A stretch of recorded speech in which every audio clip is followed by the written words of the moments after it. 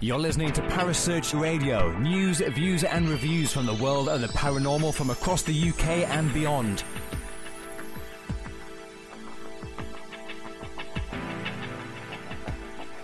Find us on Facebook, Twitter and the World Wide Web. Parasearch UK Radio.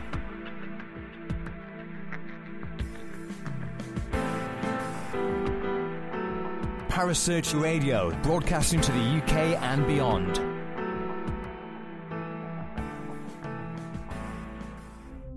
The views and opinions expressed by presenters and guests are their own and do not necessarily reflect the official policy or position of Parasearch Radio or its affiliates and sponsors.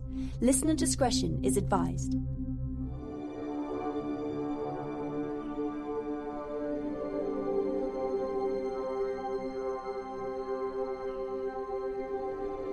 You're listening to Kerry Greenaway and Mark Manley on the Dark Mirror Paranormal Show, only on Parasearch Radio.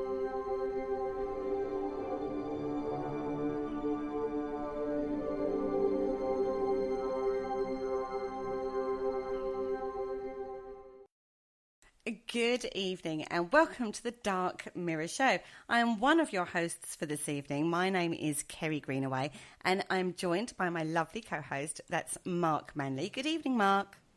Good evening, I'm not Kerry Greenaway. You are definitely not Kerry Greenaway, you are definitely Mark Manley. How are you? Sunburnt and absolutely tired out, but yeah, really good day, thank you very much. Good. And we're also joined in the studio tonight by the lovely Andy Mercer. Good evening, Andy.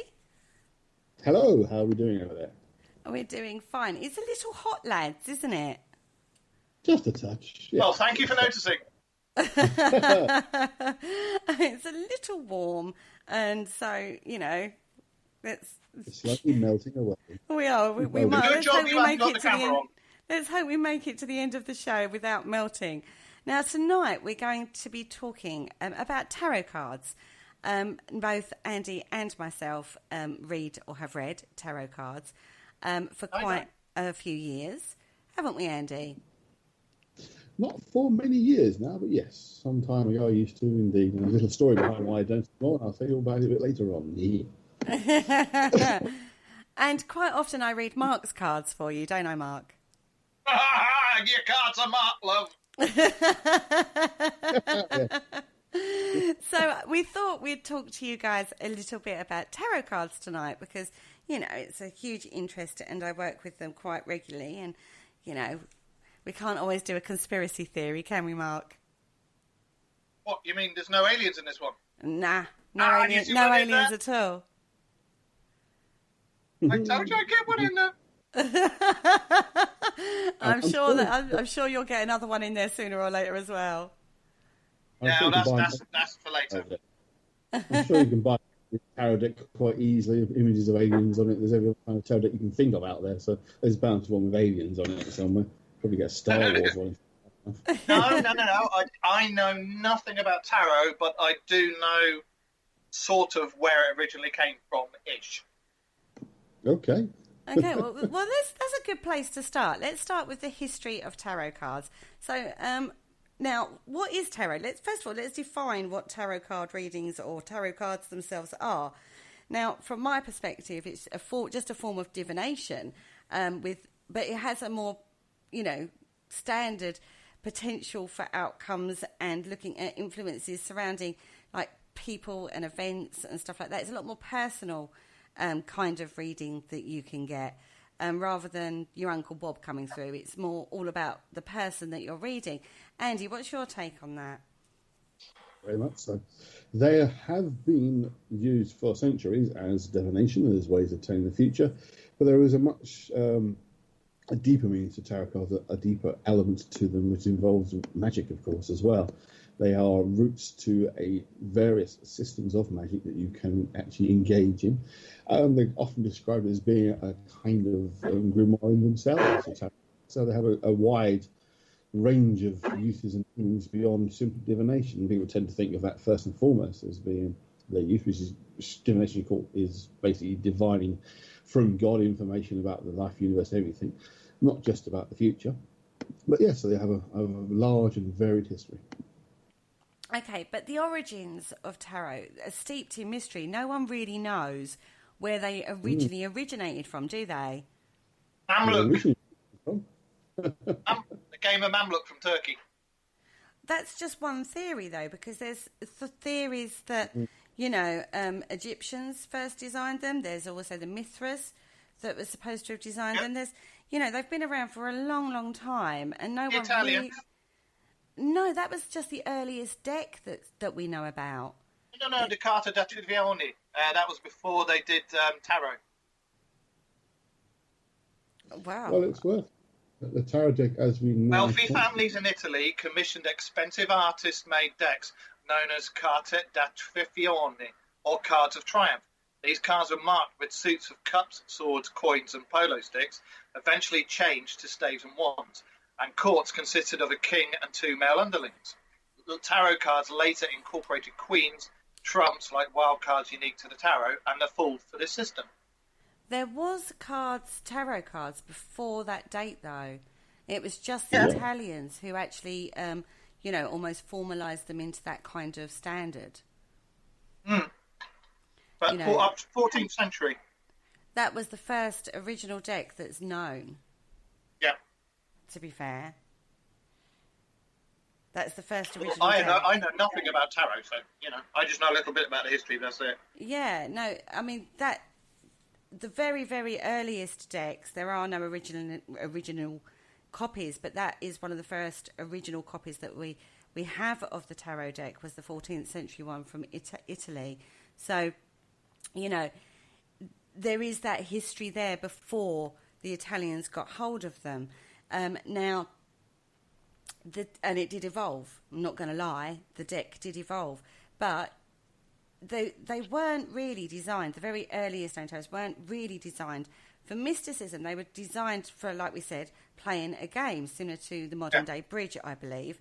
Now, as I say, where it originally originated, but I'm getting complicated between my origins and my originateds. Can you tell? Yeah. Carry on, love, you're doing fine. So we'll keep going with this. So please bear with me. It was all about playing a game similar to the modern day bridge. And then this game called Tarocchi Appropriati. Have I said that right, Andy? Yes, Tarocchi.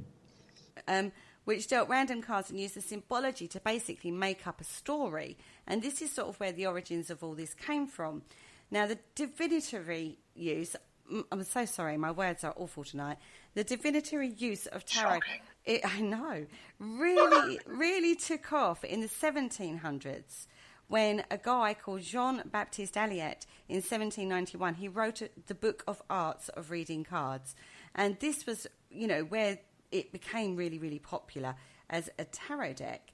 Now, the Tarot de Marseille was very first printed in the 17th century, and it was printed just using wooden blocks rather than, the standard decks we use today. So, and they were coloured by hand.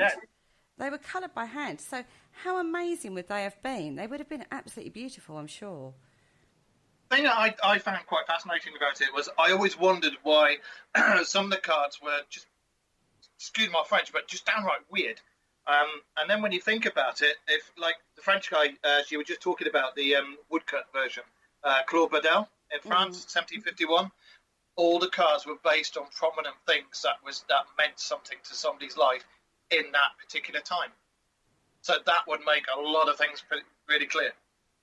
Well, as I say, Jean-Baptiste Alliot was the first to issue the full 78-card deck with the 2 distinct sections between the major and the minor arcana. That's where they first came in, and that was in the 17th century. You're saying words like arcana, and to myself and maybe to some of the listeners out there, I have no clue what you mean. Well, a tarot deck has 2 specific sections. It's called the major and the minor. Now, I call it the arcana. Am I saying that right, Andy? Or is it the arcane? Arcana. It is arcana. Thank you. Yeah. Now, the major has there are 78 cards in a deck. There are 22 higher arcanas, and there are 56 minor arcanas. Mm-hmm. Well, minor arcana, there are 56 cards. They are 4 sets of 14 cards, of course, 9 to 10, and then 4 court cards. Mm-hmm. And then you have the 22 major arcana, which are the most esoteric element of the tarot deck. That's right. With their various meanings. That's right, they are. And they're the more like life steps I've always found with the tarot. They certainly form in themselves a journey through, well, whatever way you want to put it, magic, human psychology, etc., etc. But it's worth drawing a very important distinction here between the traditional tarot deck that we were talking about just now, going back to the Italians and earlier, as we quite rightly said, they go further back than that, to the esoteric occult tarot card deck, which only really comes into existence in the 1800s, when the order of cards and number of cards that we use today was first fully established, and they were linked then directly to the Kabbalah.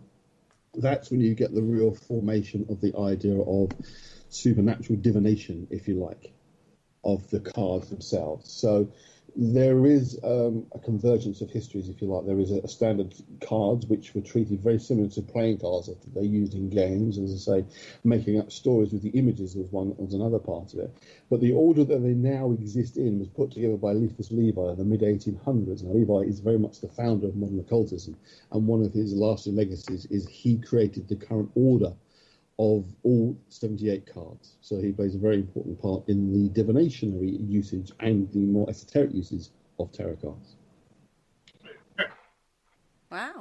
I didn't know that. Was that a dog bark? It's one of his most famous pieces of work, The History of Magic and Transcendental Magic, the two main books that Levi wrote. But one of the things he talked about was the idea of the secret transmission of the Kabbalah via tarot. Now, it's a mythical history. It doesn't mean to say it's real. As we know with the occult, nothing's ever caught up what it appears to be. But he was very clear in his own mind that this was the way in which the tarot had been used to transmit ideas of the Kabbalah by the way in which it worked. Because the idea is that you have 1 to 10 of the major arcana are the 10 spheres of the Kabbalah. The minor arcana, sorry. We have 22 paths between the spheres of the Kabbalah. This is the 22 paths of the cards themselves. You have the 4 suit cards, the King, Queen, etc., and the 4 realms of the Kabbalah. So they actually all connect quite nicely with the Kabbalah. It's a work of genius on Levi's part, because it didn't exist exactly like that before Levi did his work, but it's been that way ever since. And all the various tarot decks you buy today, they all tend to follow that same order. They might change the names of the lesser suits, as Mark mentioned before. You have batons instead of wands, coins and cups and discs, etc., etc., but they still tend to be those 4 primal instruments. And then the names of the major cards, they will change in time as well. I mean, we tend to have things pretty much standard set, but you do see other modern decks who change the name, but the meaning behind the individual card remains largely the same, since that sort of mid-Victorian, though it's in France, not here, but that kind of mid-1800 period. So. Wow. I'm learning stuff tonight too, Mark. I'm just looking at this about the Book of Thoth. Ah, yes. The mythical origins of the tarot, again, is a kind of a backwards engineering that supposedly links back to ancient Egypt and mysteries of ancient Egypt being hidden within the tarot. It's worth remembering that the Kabbalah itself, although it's Jewish mysticism, it's got its elements from various other cultures around, including heavily influenced by ancient Egypt. And the idea was when the Hebrews were slaves in Egypt building the pyramids, they also absorbed some of the Egyptian knowledge. So the Book of Thoth is the same kind of linkage. Probably the most famous modern book on the tarot is the Book of Thoth by Aleister Crowley, one of his last legacies, if you like. Yes, we know Aleister. The occult world is the excellent formulation of the Book of Thoth. Is very, very detailed explanation of the main meaning of the main major and minor arcana cards in that book. It's a work of genius. The man is a very strange chap. He has a very public persona of being a nasty, horrible, dark demon type person, and a very private persona of being an excellent magician. Magician in the sense of esoteric, not as in Paul Daniels. He's very dark, though, isn't he, Alistair? No, well, he was very much, getting off target a bit here, but he was very much a believer in any publicity is good publicity, no matter how bad, and he liked to revel in it. was living in the Victorian age of very much of prudery and snobbishness, and he just liked to break the mould. He was fortunate in the fact that at 18 years old he inherited approximately what is the days of standard about £5 million. He never had to work if he didn't want to. He was a prolific writer, an excellent writer, but he just loved the high life. He loved the idea of drugs and freedom, which in those days drugs were largely still legal, not a problem at all. But it was kind of, by today's standards, he was probably fairly boring, but in sort of late Victorian, early Edwardian England, he was an absolute shocker and dreadful reputation. But he loved it. It didn't bother him at all. So, he's a funny character. He's a public persona that the world sees that he was happy to call as being dark and sinister, but there are much darker, sinister people around than Crowley. But he was kind of a pioneer of all that. He was probably 50, 60 years ahead of his time. This is very true. Sorry, Mark, carry on. All I was going to say was I just noted that you said he was very dark, and yes, he was a purveyor of Victorian spray tans. Carry on. And he still has that image now, doesn't he? He still has that persona of, the head of the occult and stuff like that. He's carried his reputation forward. Because it was Victorian times. Well, for a man who's been dead for 50 years, is pretty impressive. He can carry any reputation. But he's one of the entrance ways. He's kind of that naughty little boy type thing. The young occultists want to get into this darker stuff. They go for Crowley first because he has a visible reputation, which he very much not only engendered, he kind of did his best to build as much as possible. But again, it's publicity. He was living in a very dark as in kind of closed and stuffy environment, and was just trying to break free from that. But people do tend to gravitate towards Crowley early on if they're interested in the occult. Some stay with him. There's lots of magical orders that are very closely linked to Crowley's work. Others have used that as a basis to go on further. So, you don't necessarily fall out of love with Crowley if you're into that kind of stuff, but you kind of think, well, it's almost like a phase you go through, if you like. It's part of an initiation process in the darker path, just to follow what Crowley was. So he was a goth of his time. In a sense, yeah. It wouldn't be far from a good distance. That kind of person. He liked that publicity. He liked the limelight. He enjoyed the notoriety. And, because he didn't find anything particularly shocking, the more embarrassed or shocked you got, so much the more you liked it. But he was never... there's stories about sacrificing people and killings and all this kind of stuff. The worst thing he probably sacrificed was a cat, which was a stray. There was nothing else beyond that. Again, say a lot of it's publicity. He didn't deny stuff, even if it wasn't true, because it was good publicity. He liked the notoriety, as I say. Yeah, we've had Mr. Crowley come through on a previous investigation before, haven't we, Kerry? We have, but it was very strange because Alistair has no links to where we were at all. So it was... I don't think it was him. I think it was just... We heard his name over a spirit box, and it was clear. It was clear as day, wasn't it, Mark? Yeah, very, very. And that was when he kept mucking somebody about, wasn't it? And laughing every time they tried to question him. But I think that was somebody just... Like I say somebody... I'll use the term spirit, yeah. I think that was just somebody playing because, as I say, where we were at the time when he came through on that spirit box, he has no links there at all. No, exactly. We all said at the time, didn't we? What on earth is he doing coming through here? Yeah, absolutely. Well, don't forget, there's no reason to believe if a spirit is coming through that they're being entirely honest with you.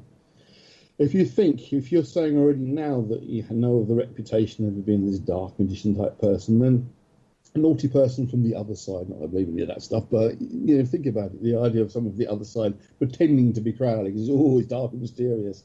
The sheer number of people and groups have said to me, we've had Alistair Crowley come through on our investigations before, and our spirit box or our Ouija board, and you think, bloody hell, there can't be that many of them, It's like he's like multiple places at once. It's like the people who get regressed into a past life, they'll become Napoleon or someone like that. It's almost like it's the name used to connect with.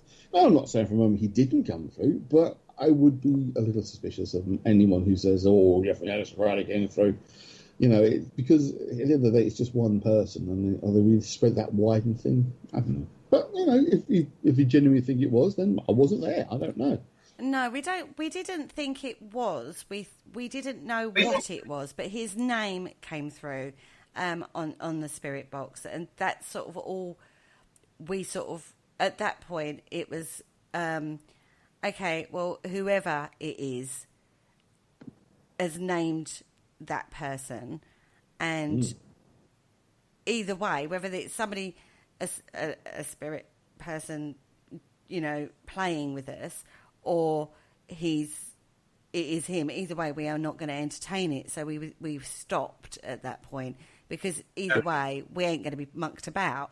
You know what I mean? And I certainly aren't going to deal with somebody. If it was him, which I don't think it was, but if it was him, there's no way I would, at that point, have gone further with that anyway. But as I say, it was strange, because where we were had no links to him. So the chances are it was probably just something coming through. But it was clear as day. Because all of us went, Aleister Crowley, oh my God. Do you know what I mean? It was really clear. And we can't, even now, we've talked about this quite a lot, haven't we, Mark?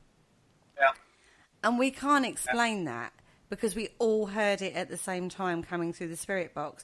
And as I say, none of us who were there actually believed it was Aleister Crowley. But if it was a spirit mucking about, we ain't going to play with that either, Whoever it was started being silly, and then there was quite a bit of, let's just say, not very nice laughter coming through, wasn't there? And then that was when we said, nope, that's it, stop it there. But you see, that would be playing more to the public image of Crowley rather than the man himself. As I say, he quite liked the idea of sort of telling stories and scaring people, but he wasn't that kind of person. He wouldn't kind of fit that he would want you to think that it was him coming through laughing sinisterly. That's not really his style. Although, I don't know, I never met him, obviously. I read quite a bit of his works and I read a few biographies. And as he liked to poke fun and liked to have a bit of a laugh, and some of the stuff was done purely for entertainment purposes and taken very seriously by people, and the more they got annoyed, the more they replay the parts. So, I don't know, maybe, but that was for a larger audience rather than just sort of a few people in sort of more private. When he was working with his own order, the OTO, which he didn't found, he took over, or the AA, which was his own organisation, is a much more serious approach. But there is a side to him that I think I've talked about before, maybe on another show, but it's quite likely that he did suffer some kind of nervous breakdown when he was much younger and never fully recovered from that. So it was quite possible to do erratic and strange things because he hadn't really recovered from the psychotic break he probably had when he was much younger, which is an entirely different story, which we can talk about another time. But he did have a difficult time at school, basically, grammar school, public school. Oh, okay. Kind of a bit. Well, let's get back. Sorry to interrupt. Let's get back onto tarot, because that is, we've sort of tangented off a little. Well, it's a good point to come in on, because Crowley did commission during his lifetime his own deck, the Thoth deck, which artistically is probably the most beautiful deck you will ever encounter. It's fantastic artwork, and I'm just trying to remember the name of the artist who painted it for him. But it is, if you're interested in tarot and like a deck you've not used before, do check out the Book of Thoth, the Thoth Tarot from Crowley, because it is absolutely fantastic. The quality of the art, because it's been painted from an esoteric point of view, but very well done. And it does carry a strong feeling, if you like. People who use it, I mean, it's like I used to use regularly. But those who have used it will tell you there's definitely a feeling to it that you can't deny, that has an energy for like all of its own. Definitely, it's one of the. I think it's one of the most beautiful texts you can get your hands on. I mean, that is one thing. That is one thing I would say about tarot decks in general. The imagery and the symbology of decks is beautiful. There are so many different decks you can get, and some of them are so beautiful in the artwork that goes into them. Absolutely. Again, for people out there listening and stuff, what is the difference between a tarot deck and an oracle deck? A what deck? Oracle. Well, that's just a generic term given to a set of cards that will suppose you can tell the future.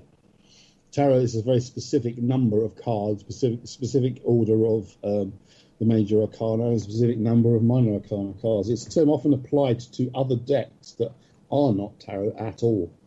But it gets applied, gets used in a rather looser sense, because it's sort of, you're trying to link to the idea of divination and future telling. So you link to the word tarot, despite the fact that your deck might only have 10 cards in it, or something along those lines. or maybe like 30 images of different things, and then call that a tarot deck, which of course they're not at all. Sorry. And what's the most popular? Is it the Tarot de Marseille? No, most- it's the Rider-Waite.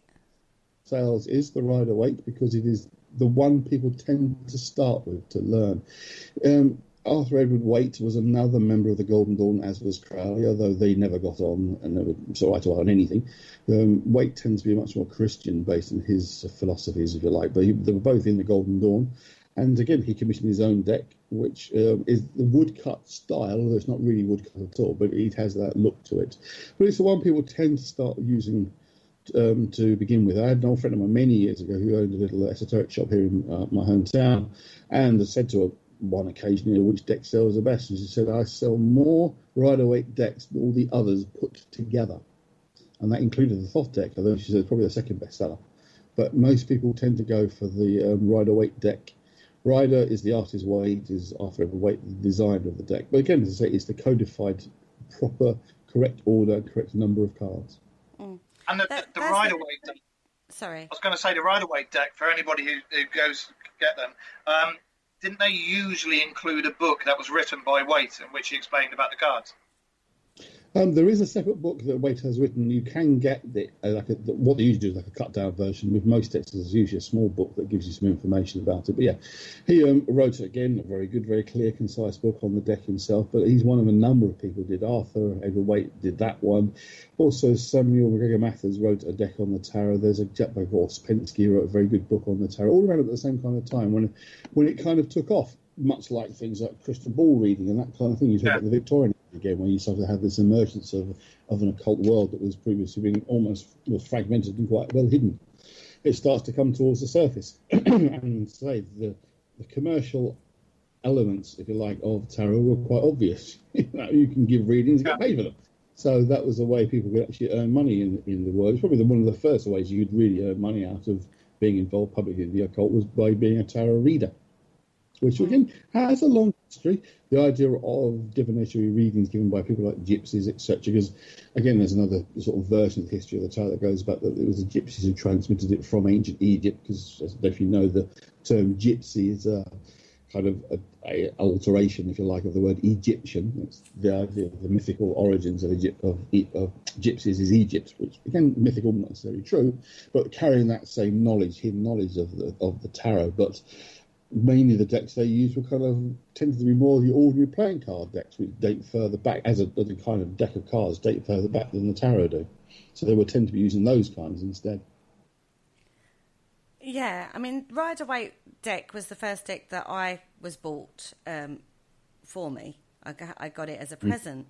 And, it was, it's a very good starter deck. I'm not going to lie. I mean, that's where I first learned tarot, was from the Rider-Waite deck. It's quite easy symbology. It's quite easy to look at pictures. They're not overly complicated to read.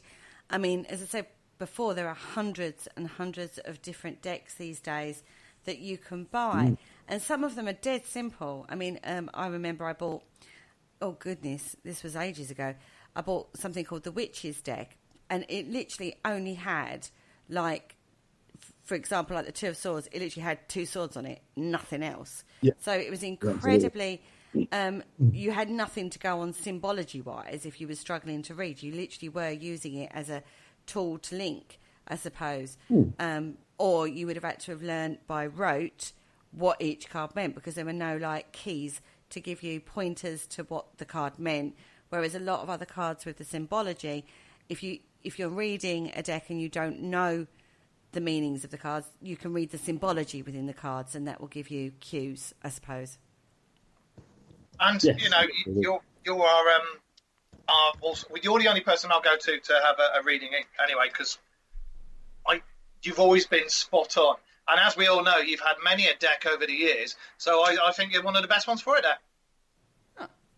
I'm not sure if there was a bit of an insult in there, Mark. Oh, it's something, I think. You mean insult? I said you've had many a deck over the years.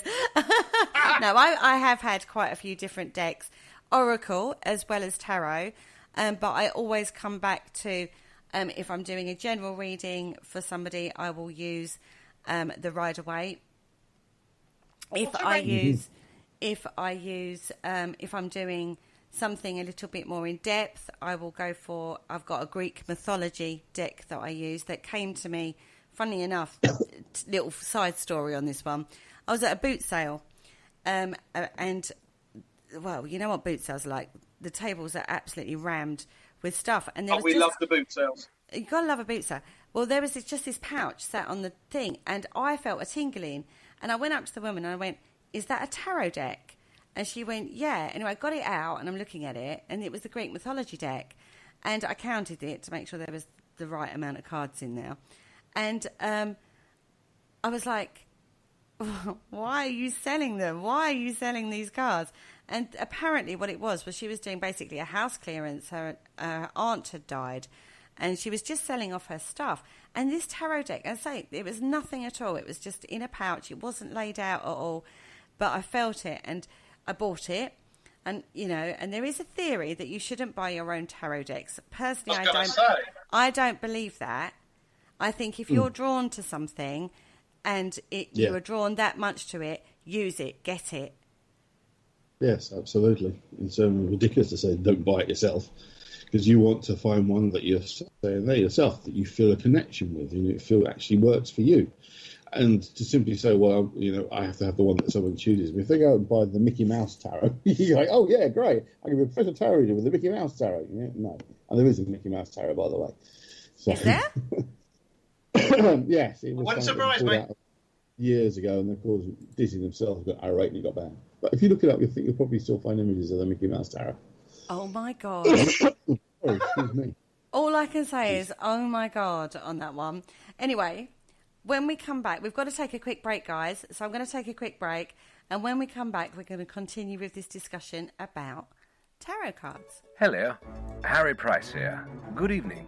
If there's nothing myself and everybody else enjoy here on the other side more is the sit back and relax and listen to Parasearch Radio with its paranormal news, views and reviews from across the UK and beyond. Make sure to find out more about them on Facebook, Twitter and the World Wide Web, whatever they are, to keep up to date with all their broadcasts throughout the week. And I hope you enjoy them as much as we do over here. Hello? Is anybody there? Oh, welcome back to the Dark Mirror Show. Tonight we are talking tarot, and I'm here with my co-host Mark Manley and also Andy Mercer in the studio tonight. So guys, before the break we were talking about different types of decks and, you know, the symbolism that goes into the decks, and also, you know, where we got our decks from. And I was saying about a deck that I found at a boot sale that I use. I also use one other deck, and it's called the Crystal Tarot Deck by Philip Permut. And I use that for my crystal work when I do work in different, you know, rituals and readings. And for me personally, that's the one I use for me personally. Andy, what deck did you used to use? Have a wild guess. Go on, have a Mickey guess. Mouse. Yeah. No, my main deck that I was doing briefly professionally was the Thoth deck, Crowler's deck. I was particularly impressed by that. Again, felt resonance with the art of it. But I've got a couple of others I've used. There are a couple of versions of the Golden Dawn tarot deck that have been done. The Golden Dawn deck itself, which was actually designed by Mathers. And McGregor Mathers is one of the co-founders and organisers of the Golden Dawn, and let's say he wasn't the best drawer you've ever seen. I mean, I used to be a school teacher, as you know, and I was still better right in the classroom. So I had the symbolism all correct as well. There was a Golden Dawn Ritual Tarot, which came out much more recently, which is an improvement on it. But there's one called the Hermetic Tarot, which is black and white imagery, very, very intense, an awful lot going on in it. And I quite like using those as well. That was the Hermetic Tarot.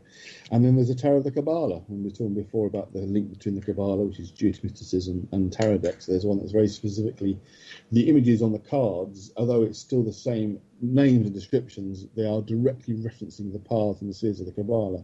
And that was quite an interesting deck to use, because often when you get someone reading with that deck, they were quite taken aback. They thought, what's that? That's an unusual looking deck. but we explained that the imagery is more directly linking it to the Kabbalah as it's been linked to it. And as I say, the order and number of cards was changed to fit the Kabbalah, which is an important point I left out earlier on, that the order that you have now and the number that you have now was very specifically designed to reflect the Kabbalah. So it's kind of the other way around. But yeah, my main one was the Thoth deck, or Thoth deck. It's actually pronounced Toth, but it also sounds silly to me to call it Thoth. Okay, and have you still got your decks? Oh yeah, absolutely. I've got about a dozen still floating around here. See, I have to say, I would never get rid of my decks of cards, even if I don't use them. Once I've got them, they're mine. I wouldn't get rid of them. Yeah, absolutely. I mean, you can keep them if you want. You can give them away. You can sell them. There's no taboo to that. The cards, the idea really of tarot cards is they are just a medium. They are a way of connecting with whatever it is that you're communicating with in order to produce a reading. That's the idea of tarot as divination. It's a vehicle, if you like. It's a mode of connection. Yeah. Now, Mark, I know that Lindsay's at the moment. She's gathering together her deck through something that she's collecting, isn't she? She is, and you had to say it now because she stepped out of the room. But yes, she definitely is. It's a monthly publication that's actually doing all sorts of spiritualism, crystals. It's doing essential oils. It's doing oracle and tarot decks and stuff like that. But it's getting Lindsay, Lindsay is Mark's wife, on a pathway that she's learning. And she's not my wife. I know she's not, but she may as well be. You might as well put a ring on it, mate. That's all I'm saying. Hey, easy, Tiger. I nearly burst into song then. I nearly burst into song. I'm not going to. I'm just going to put that out there. Honestly, ladies. Yeah, we know. Talking tarot and everything, it's mind, body and spirit that Linz gets monthly and is getting her cards from it. And also, if you would look at your Facebook Messenger there, young lady, you will see that I found a Nightmare Before Christmas tarot deck, and I sent you the picture. Oh, my goodness. Yeah. Well, that's more a Kerry Ann than it is a Kerry, to be fair. I'm not really into Tim Burton. But, you know, noted, she might, sorry, I went all croaky. She might, like that. That might be a present idea for her. And here's Lindsay. She's just walked back in. Now, Hi. Now, Lindsay is, as I say, she's building her own deck through this means. And, you know, that's not, no matter how you get your deck, as Andy said, it doesn't matter. There are so many superstitions surrounding tarot, isn't there, Andy? Yes. Oh, Andy's walked across the room. He's walked across the room. I just suddenly I dig out the Hermetic tarot I was talking about before, but I can't find it. Yes, absolutely. It is one of those things that suspicions and myths and stories attached to these things that don't necessarily have to be the case. But I say, by whatever means you acquire the deck, if it works for you, if it feels right, then use that deck, definitely. No, I completely agree. And there is also, as I say, we said this before, we touched on it. Sorry, I keep going croaky. Sorry, mate. I'll be off to radio soon. We all know you can't contain yourself one-on-one here. Oh, this is true. It's just far and too Andy hot. as well, that's it, you know. You're a twat. I'm melting for very different reasons. now, lads, behave. So choosing your deck is, you know, there are so many different decks, so many different types of deck, you know, artwork that you can. I've always advised, if I've been asked, that you just go with the deck that you're drawn to the most. And generally that will have the symbology of a time of history or, you know, Tim Burton, or there'll be something that draws you to that particular deck, whether that be vampirism. There's all sorts of decks. Go with the one that you're drawn to the most more than anything else. Would you agree with that, Andy? Absolutely, yes. The one that feels right for you. And it might not be the one that your friend thinks is right or the one that you've seen another tarot use. You use what is that you connect with. If it's symbolism you connect with, it's the ideas behind even the name of the deck. If it's something that feels that it's right for you and your mindset, your way of working, then go for it, because this is the idea. The cards are supposed to be a medium between you and the whatever it is you're communicating with, whatever you believe that to be. And it's a funnel, it's a channel, if you like, of your connection or psychic awareness, or whatever term you prefer to use. So in itself, it's not specifically important that it has to be of a certain design. The idea that I think I adhere to is that because you are dealing with an old system of magic that they've now been connected with via the Kabbalah, stick with a deck that follows that same order, because you're connecting with a mystical system which dates back several thousand years. It's connecting in with something. Now, you can say, well, it's been brought into the Kabbalistic world or the Hermetic magic world, which it has, but it's still connecting with that deeper, older vein, if you like. It's like plumbing a new well into an old river system, an old stream underground that you're tapping into. You've built a new well to connect with it. This only goes back to the Victorian times, but you're dealing with an underground stream that's been flowing for thousands of years. So I think if you want to get a good, strong connection with cards that have a real history to them and have a deeper meaning, if you like, stick with ones that do follow the correct order, which, as I say, most proper tarot cards will do, because they also recognise whether they realise why they use that particular order or is a different matter, but they are in that particular order for a particular reason. I agree, totally agree with that. Now, when you have a tarot reading, there are lots of different types of spreads. Now, a spread is basically a laying out of the cards, and each position in a spread is associated with a different aspect of generally the question that you've asked the cards to advise you on.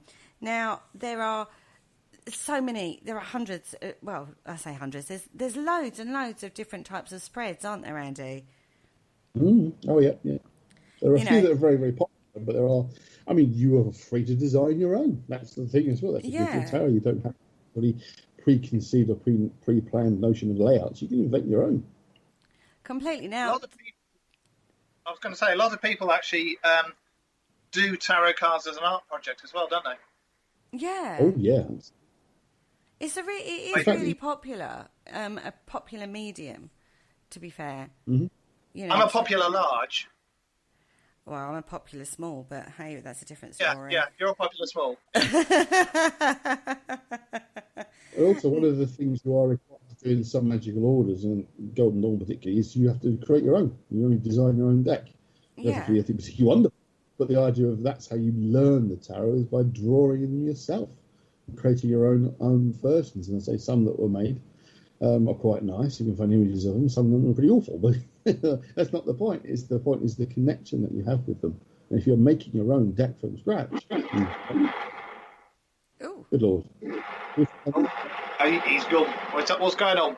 What is that noise? He's fading in and out and going blah, blah, blah, blah, blah.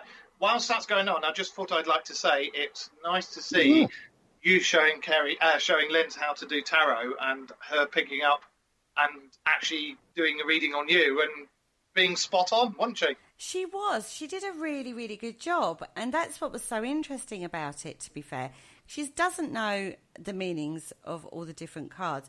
I literally told her, I showed her a basic spread. Ooh, Andy's making funny noises in the background. I basically showed... It's not me beans. It is not me. Ooh. Coming over the airwaves. It's not me. Ooh. Oh, maybe it's that situation we had on the Tuesday show that's popping along to say hello because he hasn't finished talking to me, possibly. Now, I showed her a basic spread. I showed her the spread that I use. Now, I use the Predictive Mantea spread.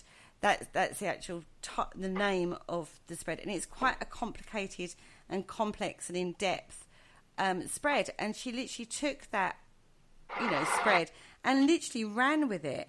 And it was absolutely astonishing, some of the information she was coming out with. And I hadn't at the time filled her in on certain situations that were occurring around me at the time.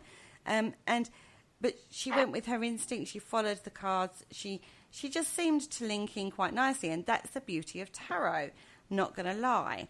Now, what spread did you used to use, Andy? When it came to giving readings, as I say, worked briefly professionally for a short period of time, it was the classic Celtic cross, as it's known, which involves 10 cards with a cross in the centre and then 4 either side, then an underline of 4 beside those, which is probably the most common reading that you tend to get. It's sort of thing that takes you about half an hour to really work through, which is kind of at the time people expected readings to last.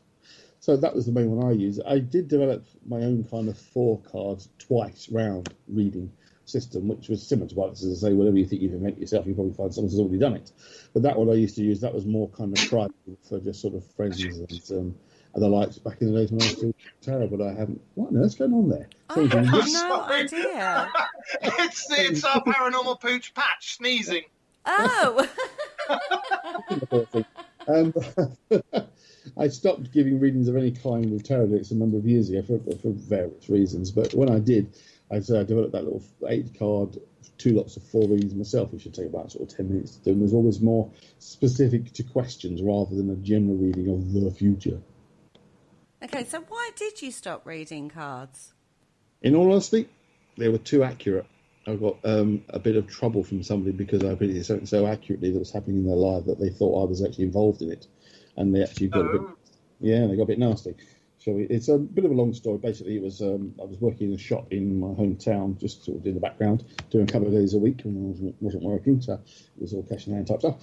And I had a couple of people who used to come to quite regularly. One was a woman who got freaked when I described the inside of a house down to an absolute T, including to where her dog used to sleep that had recently passed away. Of course, I've never met her before, or the house, and she couldn't believe it. She was convinced I must have been in the house at some point. That was one. But this other guy was a security guard, and he was having an affair with another woman. And I described the woman so accurately, he was convinced that I knew who she was and I was lying to him. And he got quite rude about it all. And I said what was going to happen next. And he came back the following week and said that's exactly what effing happened and tried to punch me. Oh. So, no, I'm having no more to do with this working in this profession or otherwise. Oh, my goodness. Basically what happened. I mean, I'm not a small person. I'm an ex-rugby player, and played in stone, whatever. But this guy was about 6'5" and looked like a brick and doodah house. Yeah. He was security. So I thought, I don't need that kind of a hassle, because I looked to the owner of the shop and she was like, don't look at me, nothing to do with me. If you've got to do with it, he's your client. It's like, what is your... Pass the buck nicely. Totally. And I thought, no, I'm not going to bother with this. So, whether it's because the readings were too good, I don't know, but it just didn't feel right. And what I also began to recognise, and with hindsight now very much the case, was people were using this as a way of trying to figure out problems, problems in their life, which they really needed was therapy for. As I'm a professional therapist now, so that's what I would advise. Take these things, don't take them too seriously or too literally, because there's a lot of psychology involved in tarot, as well as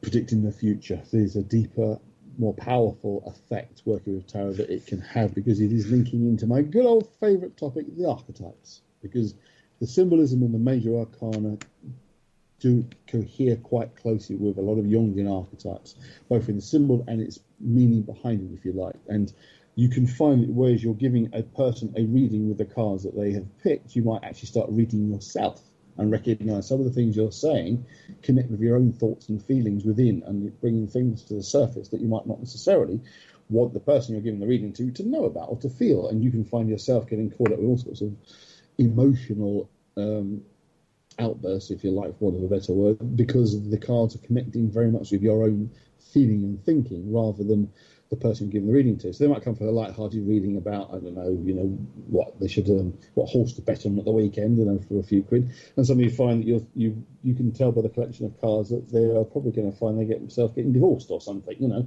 they're going to discover there. And I thought you were reading my card, sir. Well, you have the ethics, and do you tell that person if you can? Negative symbolism, and some of the cards do have very negative meanings in combination. They can really say bad things can look like they're going to happen. Do you tell them or do you keep it quiet? And that was a dilemma I didn't like the feeling of. And that is the thing with tarot. They're not precise. They don't really predict the future at all. What they do is give you an insight into what's going on now and where that could lead if it carries on the same way. That's the same way if you're sitting in a car driving 100 miles an hour towards a brick wall. You don't need to be able to predict the future to know if you don't change direction and set the car down, you've got to hit a brick wall. Mm-hmm. And this is what tarot can give you that kind of insight into your life. but it's a very much an immediate, very near future, if it's future at all. It's more immediate now kind of thing. Like this guy, as I said, what happened with him and his his wife, the girl he was seeing, was that she was seeing somebody else as well. I said that there's a chance that this looks like this is going to be the case, and as I say, he was going to visit, it was basically me. So that was what really caused the problem there. And that was it. I said, I'm not doing this anymore. I don't need sort of 10 quid every sort of few hours doing a tarot reading. I think I'll just go and have a So, because forget it, I'm not doing this anymore. And as it was, she actually closed her shop down not long afterwards, when it was actually taking over to become a larger store that took over it was like an indoor market, took over the whole area. So it came to me fairly soon anyway. And we're talking about, oh my God, early 80s, this must have been a long time ago. Late 80s, I suppose. Yeah, it was a long while ago anyway. But that's the thing, is don't take the things too seriously, don't take it too literally. It's only an indicator of what might happen if you continue down a certain particular path of your life. And that's exactly how I put it across when I do a reading, because the predictive mentea actually is more of a future reading, but it's based on the situation today. So I always say, although it's giving you an idea of where this could go, you still have free will that could change what could possibly happen. So you can't guarantee that what the cards are saying is going to necessarily be true, because it's only basing on what the situation is today if you continue. So I always say that as well before I do a read, particularly for a first timer, you have to put that out there, because things do change. You could have a reading one week and the situation is set, then something happens in that week, and that whole reading could then be null and void because they've decided to take a different course of action. So you do have to say that and be very aware of that when you have a tarot kind of reading. If you don't change your course, then scarily they are pretty accurate. And yeah, I mean, they are my preferred over oracle decks. Tarot is my preferred choice of reading if I was to have a reading. It has a history to it. It has a significance of time usage to it that you won't find in any other oracle deck, because they're going to be something modern. I mean, you could argue possibly that the idea of the good old-fashioned playing cards are more real because they've been around even longer. But I've had that done. I've had that done a couple of times with a normal playing card pack, and that was scarily accurate. Yeah. If you look at the playing card deck, what you're dealing with is just the minor arcana problem. I know there's one less suit because there's only three or four, but you're dealing primarily with the minor arcana. So you're going to get a reading out of them, but the major arcana, the 22 of the major arcana, they're the ones that have the greater force behind them, force of meaning. That they are, the old saying is, the more of those appear in your reading, the more things are about to change in your life. They're about to have more of an impact. They are the minor are the subtle steps, the major are the big thumping wallop changes, particularly if they start to appear. Yeah, that they do seem to be like the key marker points of life changes in the major. The minor sort of, I say, deal with like the day-to-day, kind of situation and the people and that can come in and affect things and, that the day-to-day kind of things. But the major arcana are more your life experiences and your, like I say, the key points of change and stuff. They're quite profound, the higher arcana. And they do a journey within their cards as well, because they run in a specific order as well. And it starts with the Fool, which is always like a beginning of something. Hello. So I thought you were talking about me then. No. The Fool? Again, I don't think of the Fool in the sense of an idiot fool. The Fool is the beginner. It is the first naive steps out into the wider world. So, it's a powerful card, actually. Often seen as being a Fool comes out, you're taking the mickey out of me. No, it's an important card. It's new beginnings, and that's important in life. Yeah, because you can start a new beginning at any stage of your life. Absolutely. It's not just a birth moment. You go through various phases and various stages and, different incarnations within your life. So if you get the Fool, it is a new beginning, a naive step forward into the unknown. And, you start that journey not knowing where you're heading, where you're going, and you go through different phases. And the major arcana takes you through that in a specific order. So depending on what card comes up depends on where which step you are at, and it relates to a specific life lesson that you're experiencing or going to experience. Yes. May I just point something out? Yeah. A couple of years ago, you did a reading for Lynn's and you did a reading for me, and you said, and I quote from memory, there are some major changes and upheavals coming our way. Mm-hmm.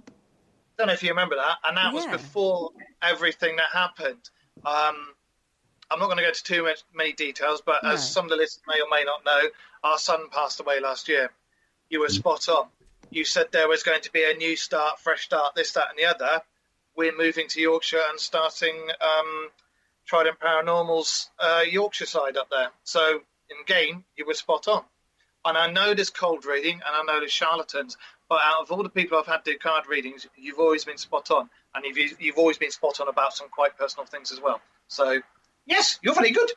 Thank you. Thank you very much. Thank you. Well, head's just swollen between the headphones, hasn't it? No, actually, when I get praised for that kind of work, I don't get head swollen about it because it's not, I don't see it as me actually doing that. I just see it as, I work with a tool. I have to work with a tool. I can't just link in. That's no way to call your co-host, Kerry. No, you're not at all. I was talking about me. Carry on. I always need a tool, hence why I work so well with crystals. And, I work very well with something, whether it be a tarot deck or an oracle deck or crystals or a scrying glass or, a pendulum.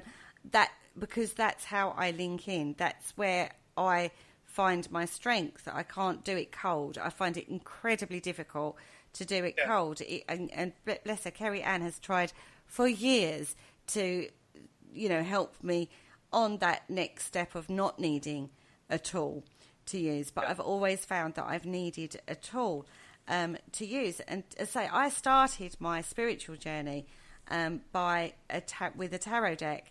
And it was brought to me as a present from a friend because, she knew I had this interest and she knew I wanted my own deck.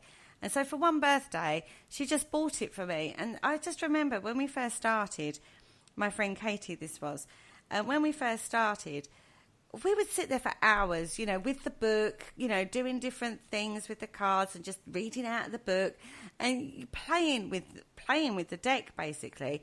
And then you very quickly learned that actually this is not so much of a game. This is actually something a little bit more than a game. And it was when I started, one day I decided that I didn't need the book. I sort of it wasn't giving me enough. And so I just stopped using the book. And I'd read, a lot of different methods of using the deck. And nearly everybody that had read tarot for a long time up to, for where I was in my journey, said, just get rid of the book. Just get rid of it. Don't even think about it.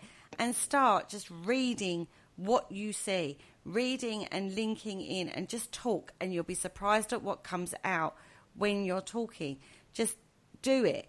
And from that moment on, that's what I did. So if you said to me, what is the traditional meaning of this particular card? I probably wouldn't be able to tell you as per a book, but put it in a tarot deck. I can read that because I need that tool. Did you find that, Andy, when you first started reading tarot decks? This is what I said to anybody who gets into reading tarot. Once you have answers to the cards that you feel is right, and it's different to what the book is saying, throw the book away. You don't need it anymore.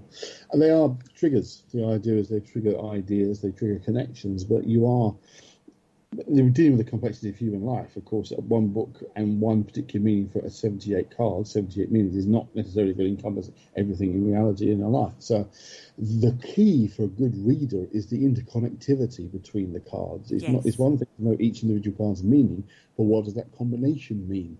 It can mean different things.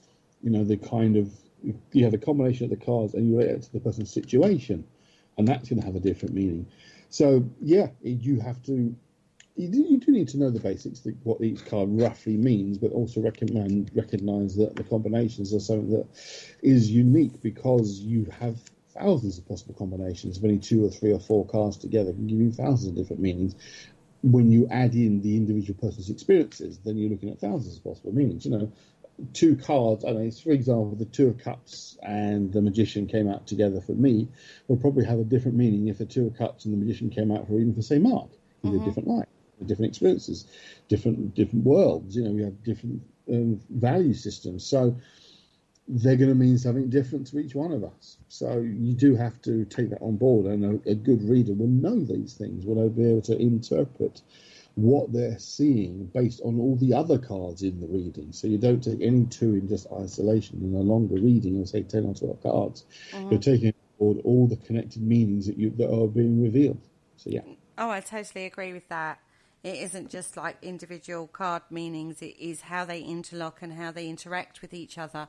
Definitely. Now, before we go, because we are running out of time, we've actually, we're going to run over for a few minutes, I believe. Now, one card I do want to talk about is the death card. Whenever that death card comes out on somebody who's not really had a reading before, they'll go, oh no, death. It does not mean somebody is going to die. That is one thing I would just like to put out there. It means an ending to a particular phase in your life, and that will lead to a new beginning where you begin the journey as the Fool again, possibly. Or it actually sits, it doesn't actually sit at the end of the Higher Arcana segment. It actually comes in the middle. But it does mean there isn't an ending to a specific situation or a specific phase in your life. Not someone around you is going to die. Just like to put that out there right here, right now. Isn't that right, Andy? Certainly the card that potentially has the darkest meaning is the Lightning Struck Tower, because it means something that you've built up, be it in your life or around you, or something that you've built up and you've put your energies into is going to fall apart. Yeah. That's the most negative card you'll come across. People think, oh, what does that mean? Lightning Struck Tower doesn't do anything. Is the building going to blow up? No, it's something in your life is about to come crumbling down because the foundations haven't been laid properly. And usually that's what it's about. You might have rushed into something or something that's not been thought out properly, and it's gone so far, but the foundations are weak, therefore it's going to fall down. So, yeah, I remember all this. I'm going to read for 20 odd years. I just remember it all. You're doing amazing. I'm going to get you racking your cards out after the show. I tell you, you're going to do me a little reading privately. I never get read. Another card that has didn't seem to have negative connotations is the Hanged Man. The idea that someone's been hung or murdered, or I've had that question before. Does it mean someone's going to get murdered? No, it's suspension of time. It means something that you're involved in is going to take a bit longer than expected, or you're going to have to wait for things to happen a bit longer. It's not going to happen straight away. So it's not a sign of death or anything like that. In fact, if you look at the card itself, of course, it tends to be hung upside down by his foot, not by the neck. Yeah. People said to me, does it mean someone I know is going to get murdered? Not at all. No. It's understanding the symbolism. It's delay. It's waiting for something. I mean, there is two schools of thought about whether a card has a meaning one way around or an opposite meaning the other upside down. Now, Crowley, in his own deck, very specifically stated that no, the cards have the same meaning whichever way around they are. Whereas other tarot writers have said that they have the opposite meaning if they're upside down. It's a debatable area, but I've always gone along with the idea of, no, the card itself encompasses all its meaning. And if you've got cards come upside down, you haven't shuffled your deck properly. You've just ended up upside down that aren't supposed to be. Well, from my personal experience, I've always found if I've had an upside down card in a reading, it slightly weakens the position of the card. But that's a personal... that's a personal, understanding of the cards. It just weakens that position a little. Not horrendously. It doesn't change the meaning of the card. It just weakens the impact a little bit. That's all that is. It has an influence, but it's not as strong as it would be if it was the right way up. It doesn't change it doesn't change the meaning of the card in relation to the other cards, but it just, although it has an impact, it doesn't have as much of an impact as it would if it was the right way up. But that's a personal preference, I suppose you would call it, when I read cards. But as I say, every reader is different. Every reader will read different things in a tarot deck. And, if you're going to pick a deck and if you're going to try, my best advice is learn basics, chuck the book away, and then run with your intuition. Don't you agree, Andy? Yes. Yes. Yes, basically. Mark, any last thoughts on tarot? Because we have run out of time and we're running over again. I'm going to get so told off. I'm just glad you didn't give me a reading live on air. And personally, I read Terry Pratchett, but, hey. Well, you're coming over to me on Sunday, so I'm sure my tarot deck will take an airing then. Yeah, we'll certainly air something out. Anyway, on that note, thank you all so much for joining us. I've been Kerry Greenaway. Mark, say good night, baby. Good night, baby. Andy, say good night. Fare thee well, people. Have a good whatever you're doing and enjoy it, but don't get too hot. In this horrible heat. It's awful. We hope you enjoyed tonight's show. Listen out for tomorrow night. We're hoping to put out a little pop-up show, but that'll be later in the evening. I'm still trying to cajole the lads into doing a little pop-up show. So join us. Well, we're on every night now. And I'm on Sunday again. And this week I have the Rainbow Witch herself on the spirit dimension. She is Nixie Vale. So please join me for that. And on that note, everybody, good night. Bye. Thank you for listening. Bye. Don't forget to join us for more shows throughout the week. Find us on Facebook, Twitter, and the World Wide Web to keep up to date with all the shows right here on Parasearch Radio.